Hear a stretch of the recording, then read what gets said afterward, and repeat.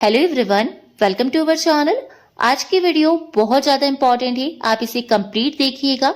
Inch tape का full knowledge आपको मिलने वाला है। 0.25 को हम हिंदी में क्या लिखेंगे, इंग्लिश में क्या लिखेंगे, 0.75 को हम क्या लिखेंगे, ये सारा मैं आपको डिटेल में एक्सप्लेन करने वाली हूँ। वीडियो बहुत इंपॉर्टेंट है, स्पेशली बिगनर्स के लिए, तो आप फुल वॉच कीजिएगा। चलिए शुरू करते हैं। मेजरमेंट इंच टेप नॉलेज, सब कुछ समझे आसान तरीके से।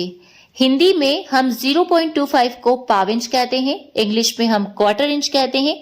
क्वार्टर इंच अगर हम कह रहे हैं तो उसका मतलब पाव इंच और 0.25 होगा, और इसे हम 1/4 भी कहते हैं।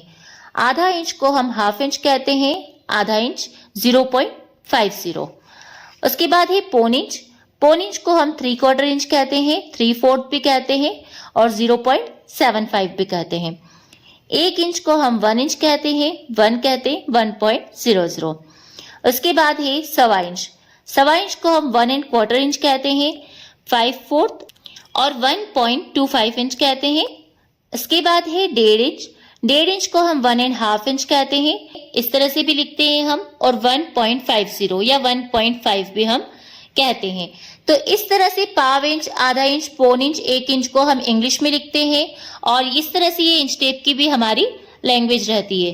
तो इन सारी चीजों को समझकर आप इंच टेप को इजीली समझ सकते हैं कि पाव इंच को हम क्या कह रहे हैं, 1.5 इंच को हम 1.5 कहेंगे या 1.50, सवा इंच को हम 1.25 कहेंगे, और अगर इधर देखें तो क्वार्टर इंच, 1½ इंच, इस तरह से आप समझ पाएंगे।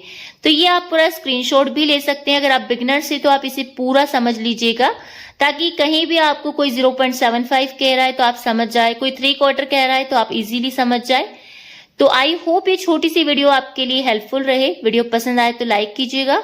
फिर मिलते हैं हम नेक्स्ट वीडियो में, तब तक के लिए bye bye and thanks for watching guys.